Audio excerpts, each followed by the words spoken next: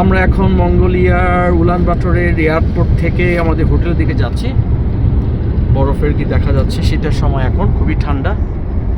So খুবই একটা ছিমছাম শহর যেটাকে বলে মনে হচ্ছে। সো সামনে দেখা যাচ্ছে পাহাড়। সো আমার 100তম কান্ট্রি আলহামদুলিল্লাহ আমি ফুলফিল করতে পারলাম আজকে 31st October 2025. It's a great achievement for me personally. I am feeling like that actually.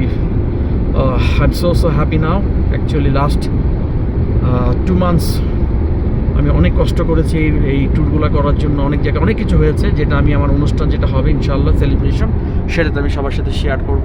এটা অনেকের কাছে মনে হতে পারে যেটা কী এমন ব্যাপার, বাট আমার কাছে আসলে এটা অনেক, আমার মতো একজন লো প্রোফাইলের লোক, আমার কাছে এটা অনেক বিশাল ব্যাপার যেটা আমি করতে পেরেছি। এই পেছনে অনেক কষ্ট করতে হয়েছে, অর্থ খরচ হয়েছে, সব কিছু মিলে আর কি অনেক কষ্ট করতে হচ্ছে। আসলে ব্যাপারটা এত সহজ না। বাংলাদেশি পাসপোর্টে আমি মনে করি এরকম হার্ড থিং, যেহেতু আমার নর্মাল বাংলাদেশি পাসপোর্ট, আমার ডিপ্লোম্যাটিক পাসপোর্ট না, আমার কোনো জায়গার রেসিডেন্স নাই বাংলাদেশে, আমি একদম মানে ছিমছাম বাংলাদেশি নাগরিক হিসাবে আর কি।